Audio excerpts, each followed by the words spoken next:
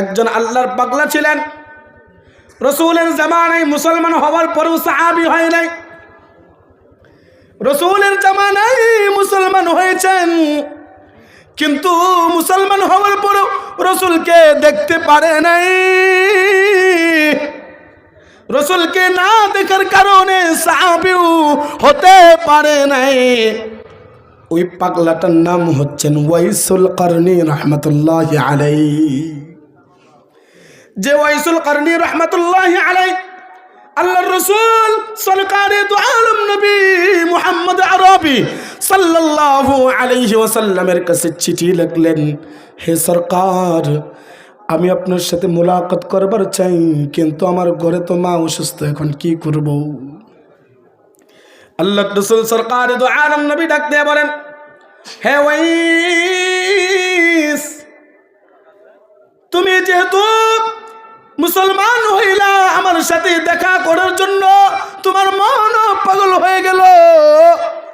তোমার ঘরে আবার মা আছে, মা অসুস্থ, তোমার মাকে দেখাশোনা করার জন্য কি আরো কেউ আছে কিনা? ওয়াইসুল কারনী আল্লাহর রাসূলকে বলেন, হে সরকার, আমার মাকে দেখার জন্য আর কেউ নাই আমি ছাড়া। ওয়াইসুল কারনীকে আল্লাহর রাসূল সরকার দু আলম নবী বলেন, যেহেতু মাকে দেখার কেউ নাই, আমার সাথে দেখা করার চাইতে, আমার সাথে মুলাকাত করার চাইতে তোর মার খেদমত করা জরুরি। আল্লাহু আকবার। আমার সাথে দেখা করার চাইতে, আমার সাথে মুলাকাতের চাইতে ওয়াইসুল কারনী রে, ওয়াইসুল কারনী, তোর মার খেদমত করা, তোর মাকে গোসল করানো এর চাইতে জরুরি। হে বাবারা, লম্বা আলোচনা করার সুযোগ নেই। আমার পরে মনে মেহমান চলে আসছেন। ওয়াইসুল কারনী আবার চিঠি পাঠাইলেন, হে সরকার, আমি আপনার সাথে যুদ্ধে যাইতে চাই। যুদ্ধে ওই যে শুরুতে বললাম, মরণ দুই প্রকার। এক প্রকার মরণ হলো আল্লাহর জন্য, আরেক প্রকার মরণ হলো দুনিয়ার জন্য। যারা আল্লাহর আশিক, তারা দুনিয়ার চিন্তা করে না, তারা চিন্তা করে একমাত্র আল্লাহর। কার চিন্তা করে? একটু আল্লাহকে উচ্চ সুরে ডাক দেন তো বাবা, আল্লাহ। তাদের চিন্তা একমাত্র আল্লাহ। ওয়াইসুল কারনী সরকার দু আলম নবী মুহাম্মদ আরবি সাল্লাল্লাহু আলাইহি ওয়াসাল্লামকে বলেন, আমি আপনার সাথে যুদ্ধে যাইতে চাই। ঘটনা ছোট করে বলতেছি।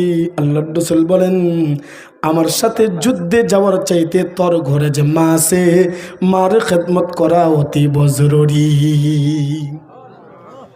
যুদ্ধেও যাওয়ার জন্য নিষেধ করলেন, আল্লাহর রাসূলের সাথে মুলাকাত করার জন্য নিষেধ করলেন।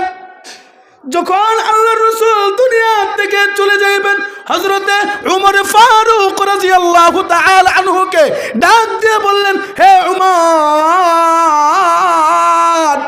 তুমি দুনিয়াতে থাকা অবস্থায় জান্নাতের সার্টিফিকেট পেয়েছো, আরো তোমার এত দাম। আমার পরে যদি কেউ শেষ জামানার শেষ পয়গম্বর হইতো, হে উমর, তোরে তোমাকে আল্লাহ তাআলা শেষ জামানার শেষ পয়গম্বর বানাইতেন। আমি তোমাকে ডাক দিয়ে বলি, আমি মৃত্যু সজ্জায় তোমাকে একটা কথা বলতে চাই। এই যে একটা জুব্বা দেখো, এই জুব্বাটা আমার একটা পাগলা আছে, পাগল। ওই পাগলা ওয়াইসুল কারনীকে হাদিয়া দিয়ে দিবা। আল্লাহু আকবার।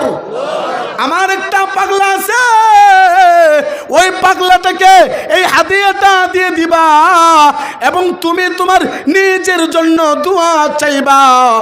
শুধু তোমার জন্য দোয়া চাই এখান তো হয়ে যাইও না, আমার গুনাহগার উম্মতের জন্য দোয়া চাইবা। আরে মিয়া, মরার সময় আমাদেরকে আল্লাহর রাসূল ভুলে নাই, মৃত্যুর সময় আল্লাহর রাসূল ভুলে নাই। আমরা কেমনে সরকারে দু আলম নবীকে